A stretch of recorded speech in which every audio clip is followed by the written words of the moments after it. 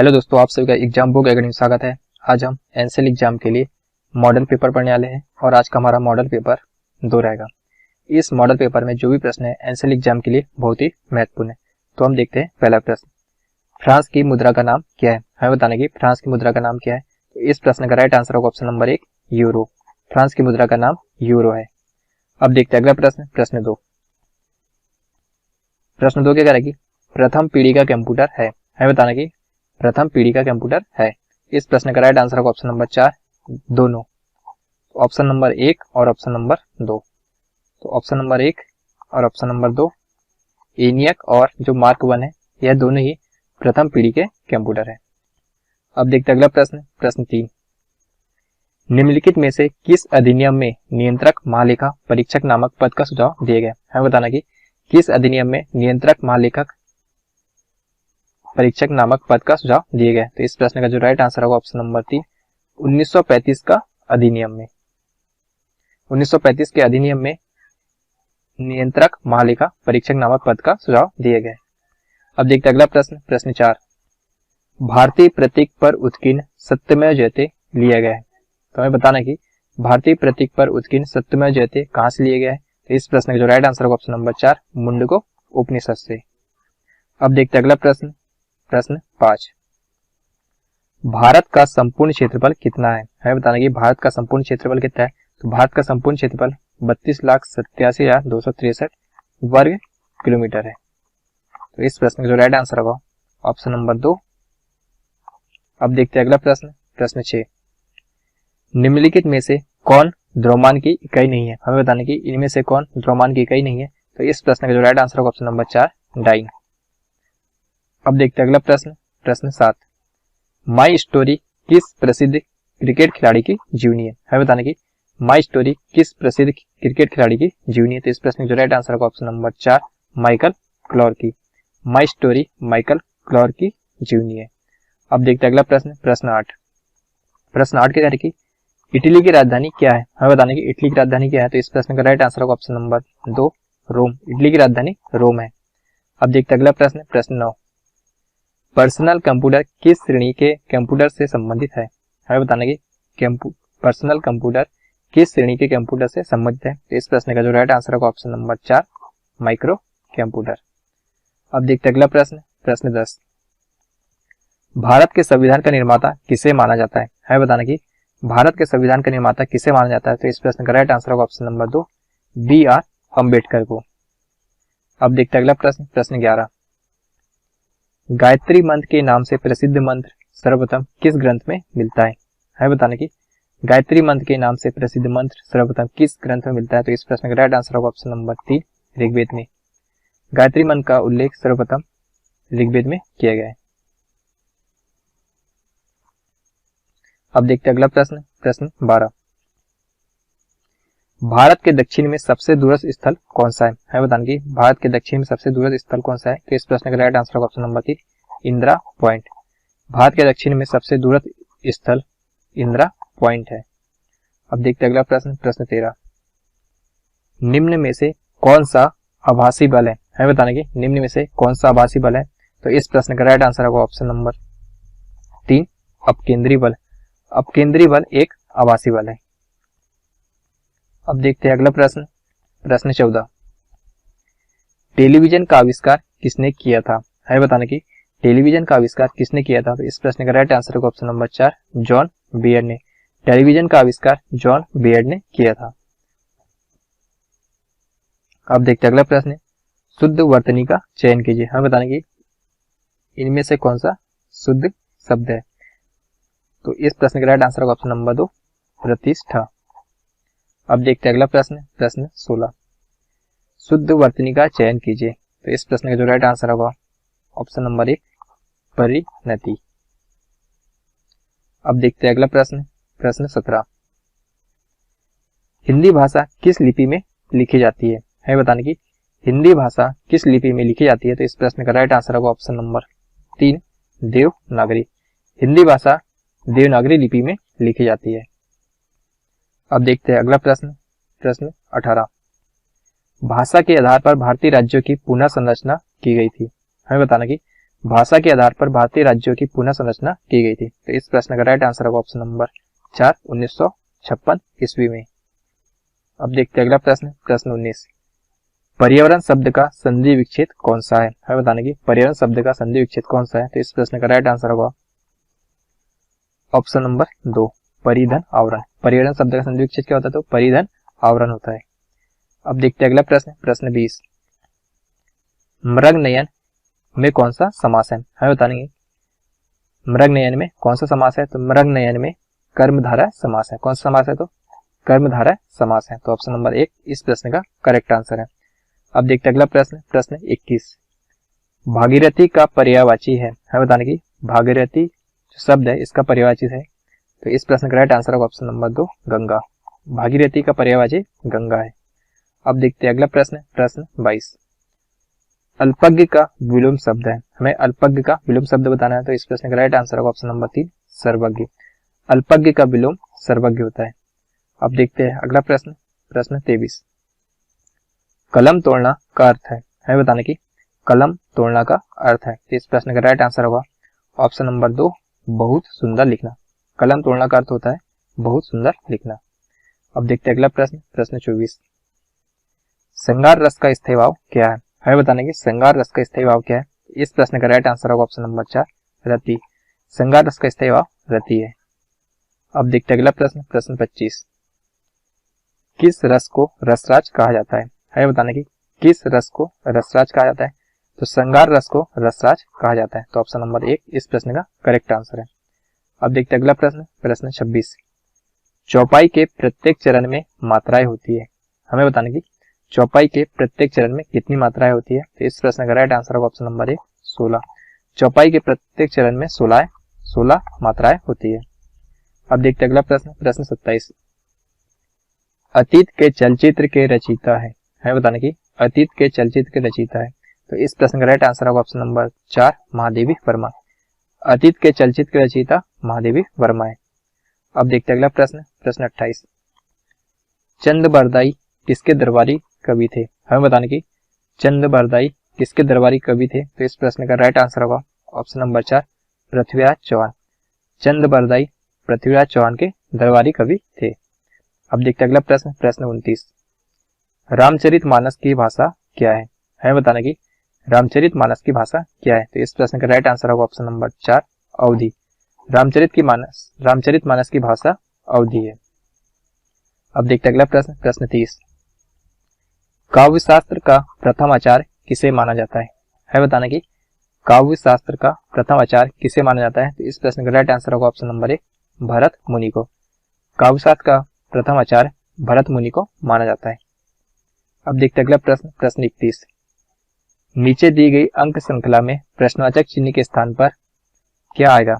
हम एक श्रृंखला लिए, 5 के बाद 5 आया, 5 के बाद 10 आया, 10 के बाद 30 आया, 30 के बाद 120 आया, 120 के बाद 600 आया। अब 600 के बाद क्या आएगा हमें बताना है। श्रृंखला क्या है? 5 के बाद 5 आया, फिर 10 आया, फिर 30 आया, फिर 120 आया, उसके बाद 600 आया, उसके बाद क्या आएगा हमें बताना है। यहाँ से हम 5 कैसे आया? जब 5 में हम 1 का गुना करेंगे। उसके बाद 5 से 10 कैसे आया? जब उसके बाद 2 का गुना करेंगे। 10 से 30 कैसा है? जब हम 10 में 3 का गुना करेंगे। और 30 से 120 कैसा है? जब हम 4 का गुना करेंगे। तो उसके बाद यहाँ 5 का गुना होगा। अब इसके बाद किसका होगा? 6 का गुना।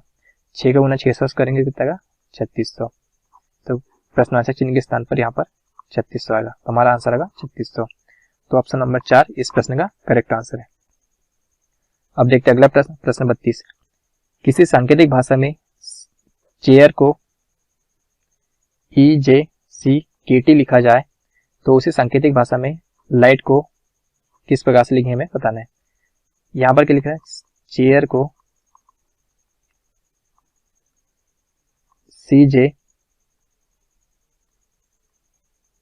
EJCKT लिखा जाता है।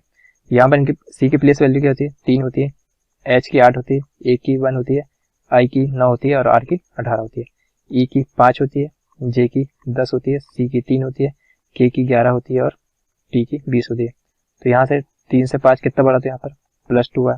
यहाँ पर 8 से 10 हुआ तो +2 है। यहाँ पर +2, ये +2 मतलब कि सभी के प्लेस वैल्यू में क्या हुआ? +2 ऐड करा गया। उसी प्रकार से हम लाइट में LIGHT लाइट में +2 ऐड करेंगे। L की प्लेस वैल्यू 12 होती है, I की 9 होती है, G की 7 होती है, H की 8 होती है, T की 20 होती है। तो 12 का 14 हो जाएगा, 9 का 11 हो जाएगा, 7 में 2 जोड़ेंगे तो 9 हो जाएगा, और 8 में 2 जोड़ेंगे 10 हो जाएगा, और 20 में 2 जोड़ेंगे तो 22 हो जाएगा। अब 14 किस लेटर की प्लेस वैल्यू तो N की है, 11 K की है,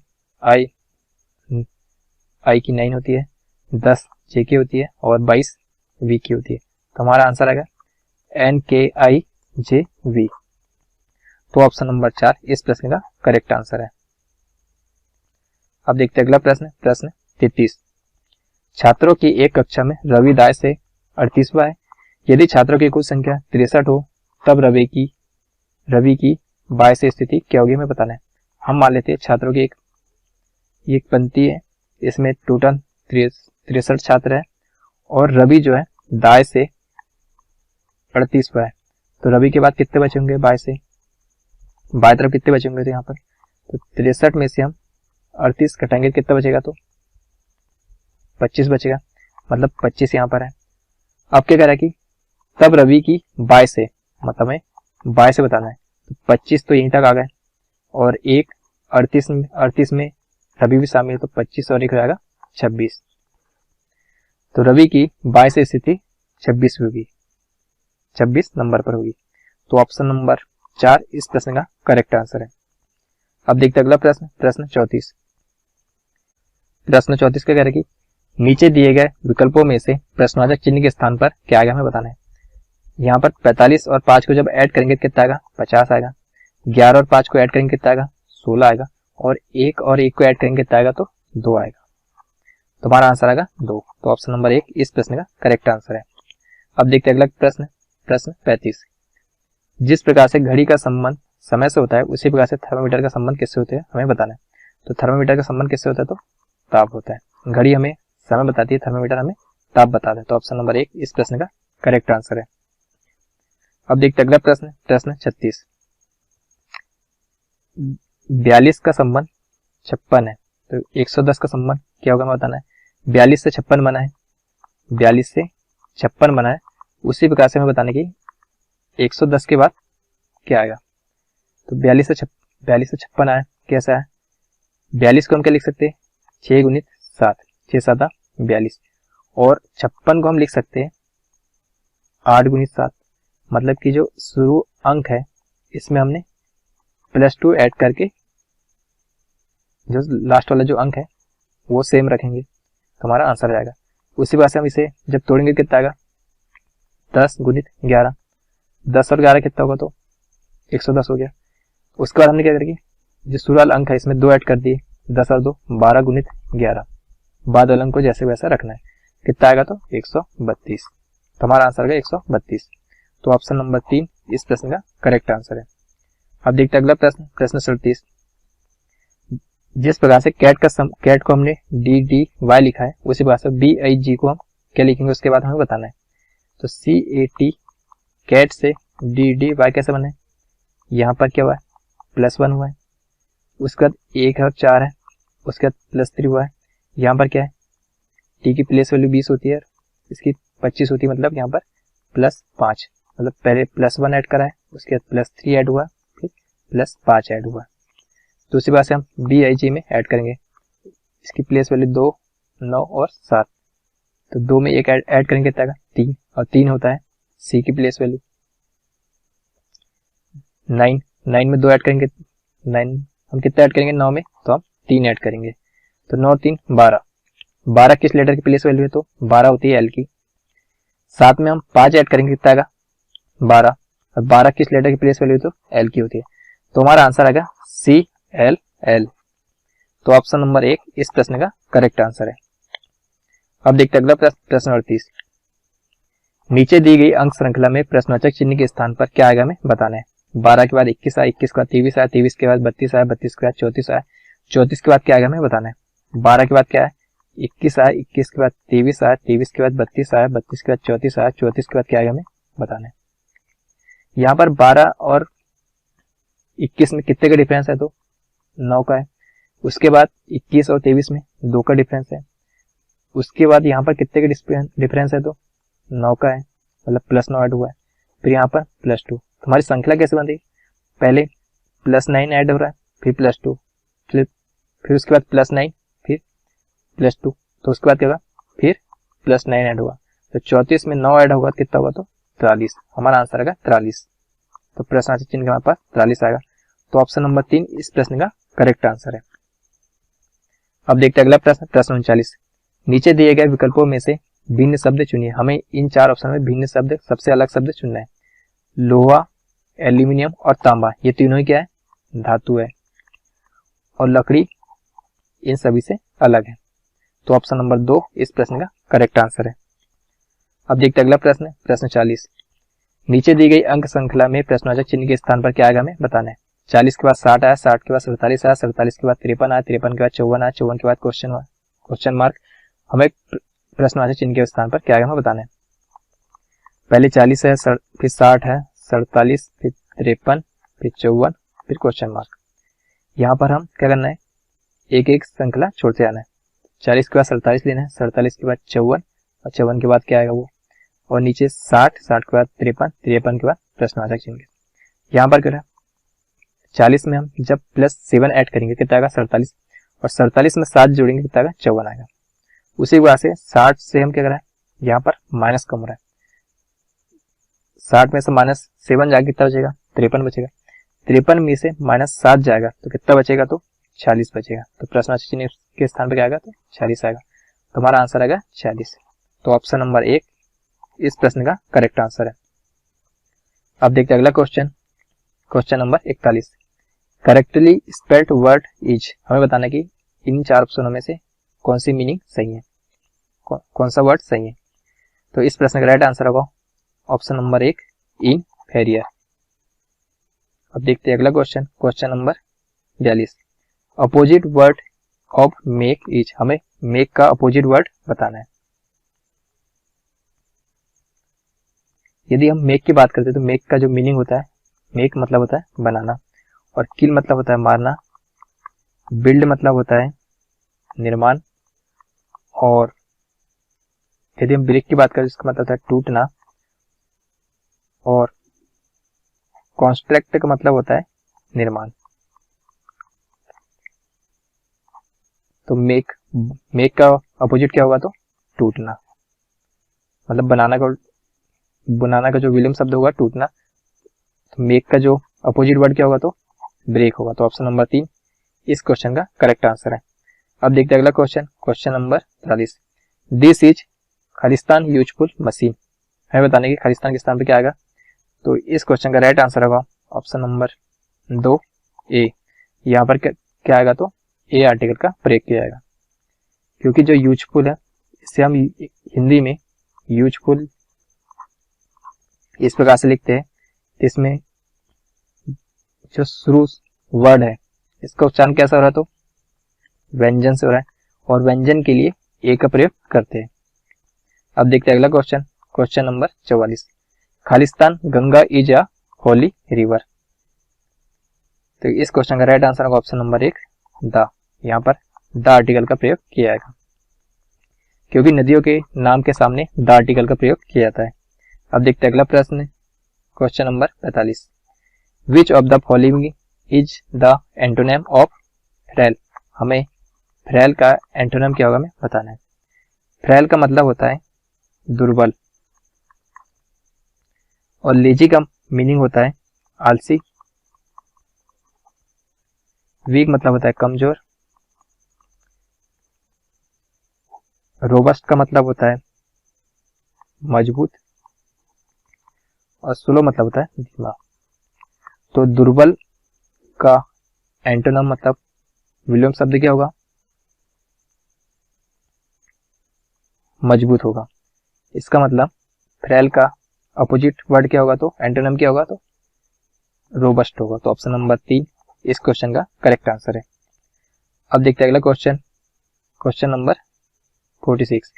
सिनोनिम ऑफ लूरिड, हमें लूरिड का सिनोनिम बताना है। तो इस क्वेश्चन का राइट आंसर होगा ऑप्शन नंबर 4 शॉकिंग। लूरिड का मीनिंग भयंकर होता है, और शॉकिंग का जो मीनिंग होता है चौंका देने वाला। अब देखते हैं अगला question, question number 47। Khalistan is very pleasant weather. तो इस क्वेश्चन का राइट आंसर होगा ऑप्शन नंबर 2 इट। यहाँ पर इट का प्रयोग किया जाएगा, क्योंकि जो वेदर होता है, वेदर के लिए इट का प्रयोग किया जाता है। अब देखते हैं अगला question, question number 48। Mathematics Khalistan and interesting subject. इस क्वेश्चन का राइट आंसर होगा ऑप्शन नंबर 4 इज, क्योंकि जो मैथमेटिक्स है यह क्या है, एक सिंगुलर नाउन है, यह एक सिंगुलर नाउन है, इसलिए हमने इज का प्रयोग करेंगे। अब देखते हैं अगला क्वेश्चन, क्वेश्चन नंबर 49। से इज खालिस्तान देन मी। तो इस क्वेश्चन का राइट आंसर होगा ऑप्शन नंबर 4 डॉलर। यहाँ पर डॉलर का प्रयोग किया गया। यहाँ पर डॉलर का प्रयोग इस कारण किया जाएगा क्योंकि जो कंपैरेटिव डिग्री होती है, कंपैरेटिव डिग्री का जो प्रयोग होता है देन से पहले किया जाता है, इस कारण हम यहाँ पर डॉलर का प्रयोग करेंगे। अब देखते हैं अगला प्रश्न, प्रश्न 50। Wrongly spelled word is. हमें इसमें रॉन्ग वर्ड बताना है। तो इस क्वेश्चन का राइट आंसर होगा ऑप्शन नंबर 3 सिविक्स। यहाँ पर सिविक्स जो है यह रॉन्ग वर्ड है, इसका सही वर्ड होगा सिविक्स।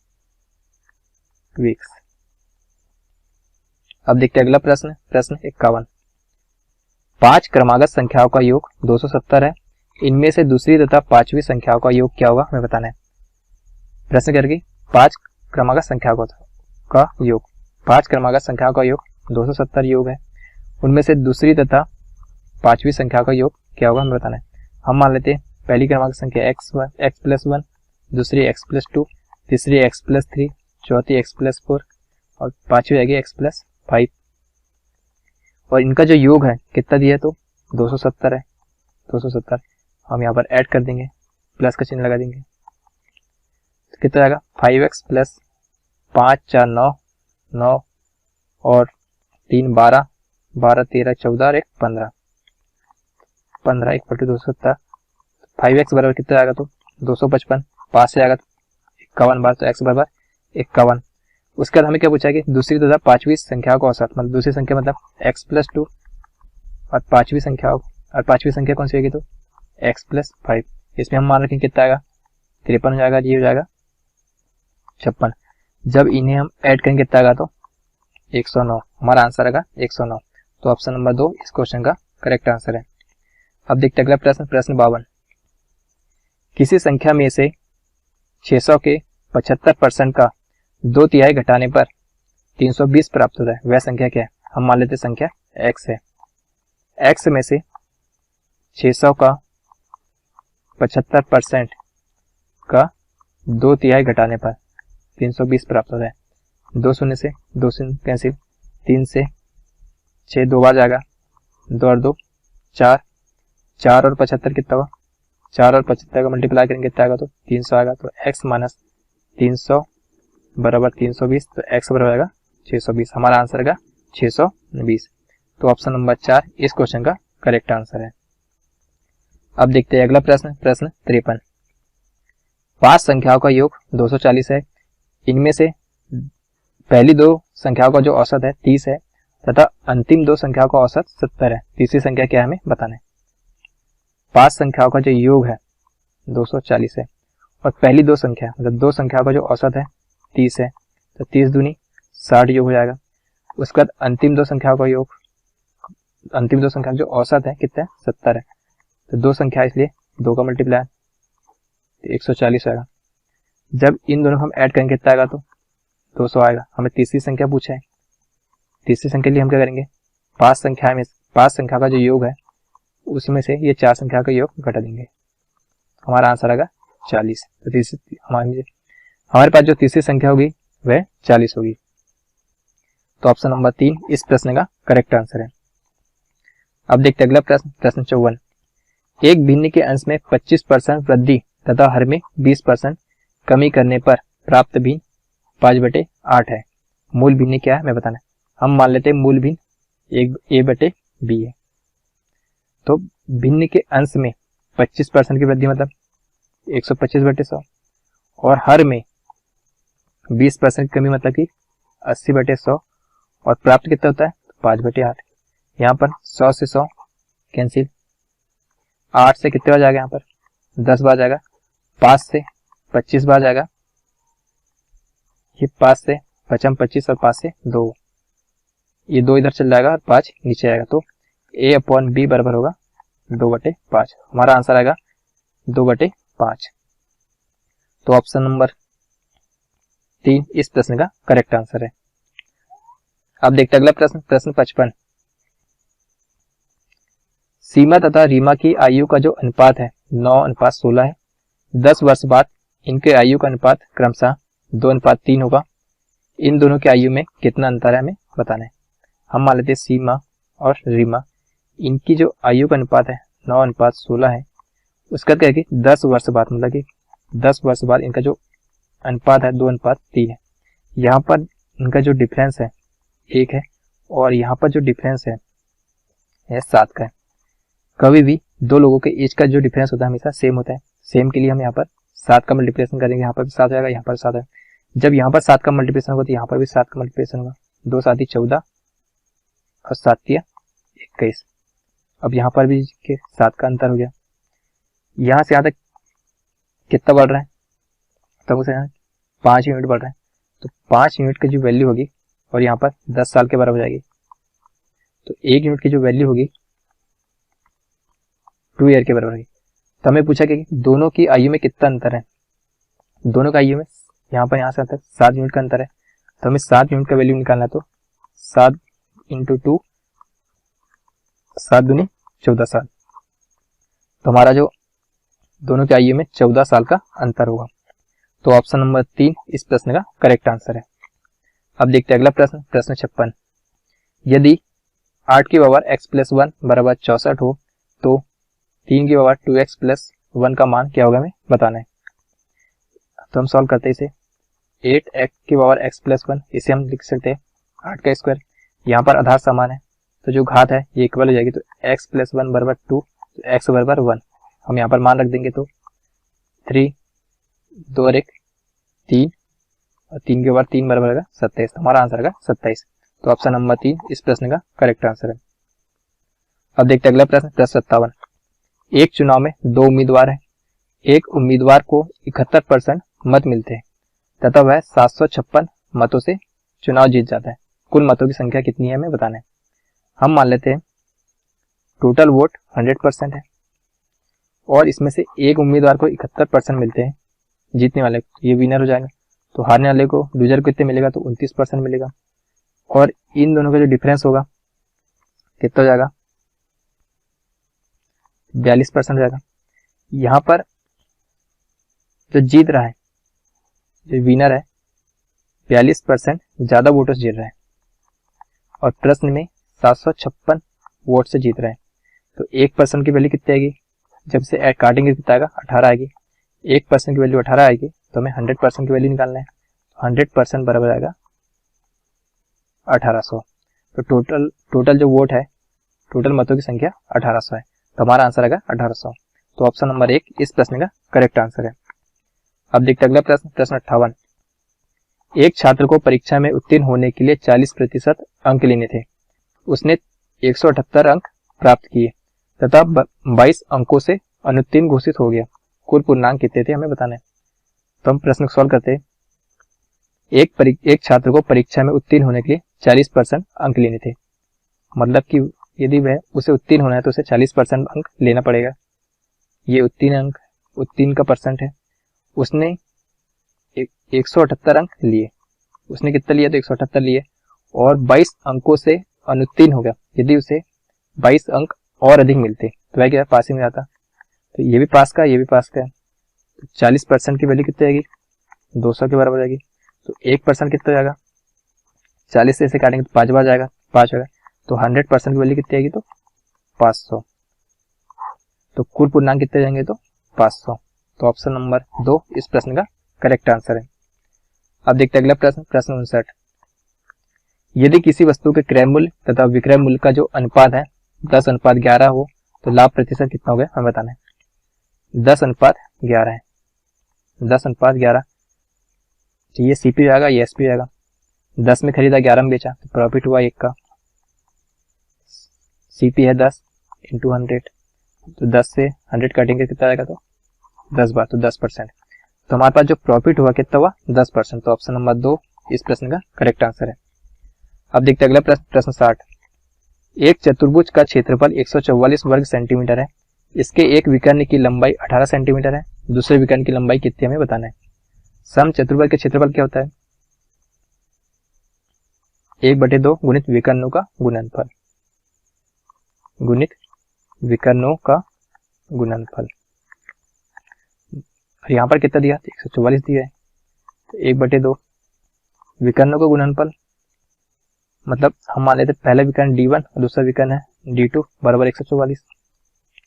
यहाँ पर D1 जो है 18 है, हमें D2 हमें निकालना है, दूसरा विकर्ण हमें निकालना है बराबर 144।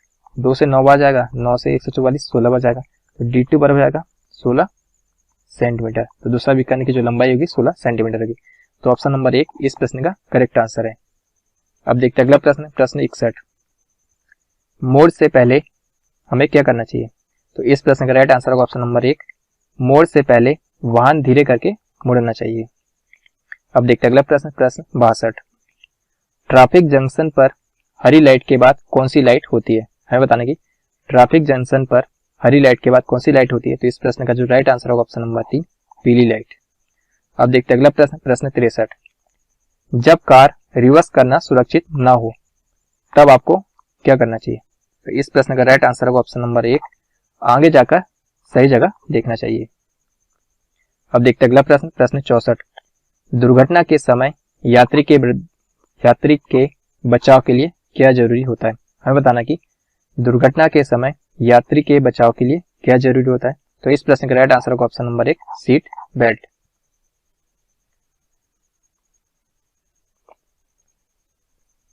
अब देखते हैं अगला प्रश्न, प्रश्न 65। कॉर्नर किक शब्द का संबंध किस खेल से है, हमें बताना कि कॉर्नर किक शब्द का संबंध किस खेल से है। तो इस प्रश्न का राइट आंसर होगा ऑप्शन नंबर 2, फुटबॉल से। कॉर्नर किक शब्द का संबंध फुटबॉल से है। अब देखते हैं अगला प्रश्न, प्रश्न 66। डूरंड कप तथा रोवर्स कप का संबंध किस खेल से। तो इस प्रश्न का राइट आंसर होगा ऑप्शन नंबर 3, फुटबॉल से। डूरंड कप तथा रोवर्स कप का संबंध फुटबॉल से। अब देखते हैं अगला प्रश्न, प्रश्न 67। कुल्लू घाटी किन पर्वतीय श्रेणियों के बीच स्थित है। तो इस प्रश्न का राइट आंसर होगा ऑप्शन नंबर 2, निचला हिमालय और शिवालिक हिमालय। अब देखते हैं अगला प्रश्न, प्रश्न 67। न्यूटन के पहले नियम को कहते हैं। तो इस प्रश्न का राइट आंसर होगा ऑप्शन नंबर 2, जड़त्व का नियम। न्यूटन के पहले नियम को जड़त्व का नियम भी कहा जाता है। अब देखते हैं अगला प्रश्न, प्रश्न 69। कौन सा देश रेमन मैग्सेसे पुरस्कार देता है, हमें बताने की कौन सा देश रेमन मैग्सेसे पुरस्कार देता है। तो इस प्रश्न का राइट आंसर होगा ऑप्शन नंबर 4, फिलीपींस। फिलीपींस देश रेमन मैग्सेसे पुरस्कार देता है। अब देखते हैं अगला प्रश्न, प्रश्न 70। निम्न में एक कौन सा केंद्र शासित प्रदेश नहीं है। तो इस प्रश्न का राइट आंसर होगा ऑप्शन नंबर 4, गोवा। अब देखते हैं अगला प्रश्न, प्रश्न 71। डिजिटल कंप्यूटर की कार्य पद्धति का सिद्धांत है। तो इस प्रश्न का राइट आंसर होगा ऑप्शन नंबर 1, गणना एवं तर्क। डिजिटल कंप्यूटर की कार्य पद्धति का सिद्धांत गणना एवं तर्क है। अब देखते हैं अगला प्रश्न, प्रश्न 72। Doctor B.R. अम्बेडकर ने संविधान का हृदय और आत्मा किसे कहा था। तो इस प्रश्न का राइट आंसर होगा ऑप्शन नंबर 3, संवैधानिक उपचारों का अधिकार को। Doctor B.R. अम्बेडकर ने संविधान का हृदय और आत्मा संवैधानिक उपचारों के अधिकार को कहा था। अब देखते हैं अगला प्रश्न, प्रश्न 73। भगवान बुद्ध ने अपना पहला धर्मोपदेश कहाँ दिया था। इस प्रश्न का राइट आंसर होगा ऑप्शन नंबर 1, उत्तर प्रदेश के सारनाथ में। भगवान बुद्ध ने अपना पहला धर्मोपदेश उत्तर प्रदेश के सारनाथ में दिया था। अब देखते हैं अगला प्रश्न, प्रश्न 74। गॉडविन ऑस्टिन है एक, हमें बताना है कि गॉडविन ऑस्टिन क्या है? तो गॉडविन ऑस्टिन एक शिखर है। तो ऑप्शन नंबर 2 इस प्रश्न का करेक्ट आंसर है। अब देखते हैं अगला प्रश्न, प्रश्न 75। उड़ान अवेली की तकनीक का नाम क्या है? उड़ान अवेली की तकनीक का नाम क्या है? तो इस प्रश्न का राइट आंसर होगा ऑप्शन नंबर 3 काला बक्सा। उड़ान अभिलेखी का तकनीकी नाम क्या है? तो काला बक्सा। अब देखते हैं अगला प्रश्न, प्रश्न 76। अमजद अली खान निम्नलिखित में से किस संगीत वाद्य से संबंध है? हमें बताना कि अमजद अली खान निम्नलिखित में से किस संगीत वाद्य से संबंध है? तो इस प्रश्न का राइट आंसर होगा ऑप्शन नंबर 1 सरोद। अब देखते हैं अगला प्रश्न, प्रश्न 77। निम्न में से कौन सा एक संघ शासित प्रदेश दिल्ली का राजकीय पशु है? हमें बताने की कौन सा एक दिल्ली का राजकीय पशु है? तो इस प्रश्न का राइट आंसर होगा ऑप्शन नंबर 2 नीलगाय। नीलगाय दिल्ली का राजकीय पशु है। अब देखते हैं अगला प्रश्न, प्रश्न 78। कंप्यूटर में सूचना किसे कहा जाता है? है बताने की कंप्यूटर में सूचना किसे कहा जाता है? तो इस प्रश्न का राइट आंसर होगा ऑप्शन नंबर 4 एकत्रित डाटा को। कंप्यूटर में सूचना एकत्रित डाटा को कहा जाता है। अब देखते हैं अगला प्रश्न, प्रश्न 79। संविधान का प्रारूप पूरा हुआ था। हमें बताना कि संविधान का प्रारूप कब पूरा हुआ था? तो इस प्रश्न का जो राइट आंसर होगा ऑप्शन नंबर 3 26 नवंबर 1949 को। 26 नवंबर 1949 को संविधान का प्रारूप पूरा हुआ था। अब देखते हैं अगला प्रश्न, प्रश्न 80। निम्नलिखित में से कहाँ स्तूप नहीं है? तो इस प्रश्न का राइट आंसर होगा ऑप्शन नंबर 2 रांची। रांची में कोई भी स्तूप नहीं है। अब देखते हैं अगला प्रश्न, प्रश्न 81। कौन से पर्वत हिमालयी श्रृंखला का अंग नहीं है? हमें बताना कि कौन से पर्वत हिमालयी श्रृंखला का अंग नहीं है? तो इस प्रश्न का जो राइट आंसर होगा ऑप्शन नंबर 1 अरावली। अरावली पर्वत हिमालयी श्रृंखला का अंग नहीं है। अब देखते हैं अगला प्रश्न, प्रश्न 82।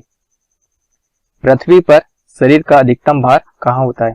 हमें बताना कि पृथ्वी पर शरीर का अधिकतम भार कहाँ होता है? तो इस प्रश्न का जो राइट आंसर होगा ऑप्शन नंबर 2 दक्षिणी ध्रुव पर। दक्षिणी ध्रुव पर शरीर का अधिकतम भार होता है। अब देखते हैं अगला प्रश्न, प्रश्न 83। किस देश ने समुद्रों की रानी उपाधि प्राप्त की थी? तो इस प्रश्न का जो राइट आंसर होगा ऑप्शन नंबर 4 फ्रांस। फ्रांस देश ने समुद्रों की रानी उपाधि प्राप्त की थी। अब देखते हैं अगला प्रश्न, प्रश्न 84। यहाँ पर होगा प्रश्न 84। मानवाधिकार दिवस कब मनाया जाता है?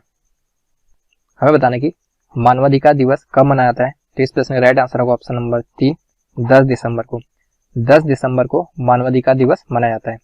अब देखते हैं अगला प्रश्न, प्रश्न 85।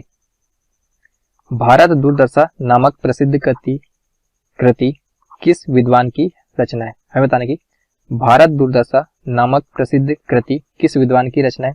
तो इस प्रश्न का राइट आंसर होगा ऑप्शन नंबर 2 भारतेंदु हरिश्चंद्र की। अब देखते हैं अगला प्रश्न, प्रश्न 86। मनुष्य की स्मरण शक्ति कंप्यूटर की तुलना में होती है। हमें बताना कि मनुष्य की स्मरण शक्ति कंप्यूटर की तुलना में कैसी होती है? तो इस प्रश्न का जो राइट आंसर होगा ऑप्शन नंबर 1 सामान्य। अब देखते हैं अगला प्रश्न, प्रश्न 87। भारतीय संविधान की प्रारूपण समिति के अध्यक्ष कौन थे? तो इस प्रश्न का जो राइट आंसर होगा option number 1 doctor BR Ambedkar. प्रारूपण समिति के अध्यक्ष डॉक्टर BR अम्बेडकर थे। अब देखते हैं अगला प्रश्न, प्रश्न 88। प्राचीन भारत के प्राचीनतम बौद्ध विश्वविद्यालय का नाम क्या है? तो इस प्रश्न का राइट आंसर होगा ऑप्शन नंबर 4 नालंदा। अब देखते हैं अगला प्रश्न, प्रश्न 89। भारत का सबसे बड़ा संघ राज्य क्षेत्र कौन सा है? हमें बताने की भारत का सबसे बड़ा संघ राज्य क्षेत्र कौन सा है? तो इस प्रश्न का राइट आंसर होगा ऑप्शन नंबर 3 अंडमान और निकोबार द्वीप समूह। अब देखते हैं अगला प्रश्न, प्रश्न 90। पृथ्वी के गुरुत्वाकर्षण क्षेत्र की तीव्रता अधिकतम होती है। तो इस प्रश्न का जो राइट आंसर होगा ऑप्शन नंबर 1 ध्रुवों पर।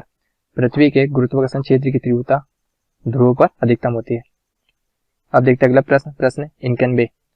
सार्क का स्थायी सचिवालय कहाँ है? है बताने की सार्क का स्थायी सचिवालय कहाँ है? तो इस प्रश्न का जो राइट आंसर होगा ऑप्शन नंबर 4 काठमांडू। सार्क का स्थायी सचिवालय काठमांडू में है। अब देखते हैं अगला प्रश्न, प्रश्न 92। इंडिया डिवाइडेड नामक पुस्तक के लेखक कौन है? हमें बताना है इंडिया डिवाइडेड नामक पुस्तक के लेखक कौन है? तो इस प्रश्न का जो राइट आंसर होगा option number 1 doctor Rajendra Prasad. India divided नामक पुस्तक के लेखक डॉक्टर राजेंद्र प्रसाद है। अब देखते हैं अगला प्रश्न, प्रश्न 93, भारत रत्न किस क्षेत्र में उत्कृष्ट योगदान हेतु प्रदान किया जाता है?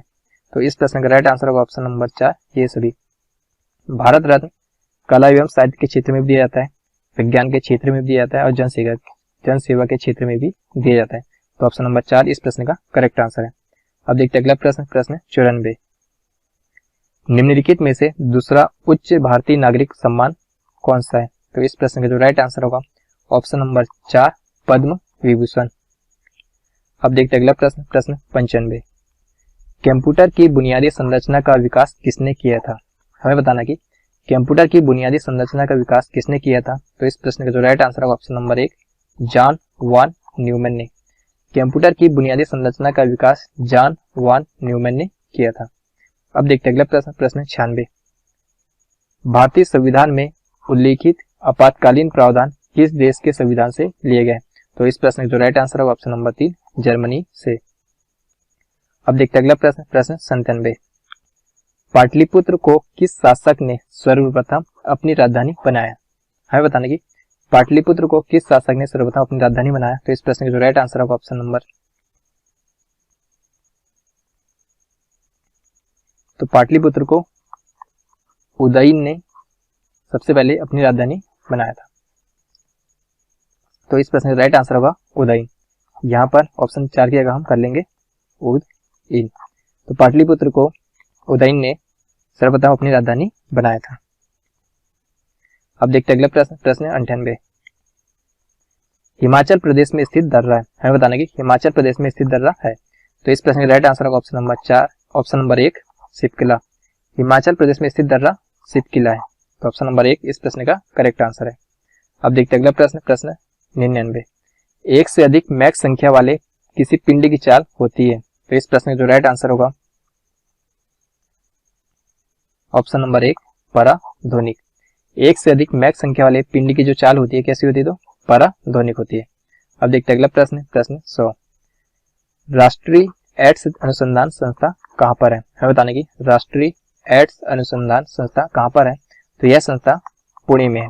तो ऑप्शन नंबर 4 इस प्रश्न का करेक्ट आंसर है। तो यह था हमारा एनसेल एग्जाम के लिए मॉडल पेपर 2। यदि यह क्लास आपको पसंद आई तो इस चैनल को सब्सक्राइब करें।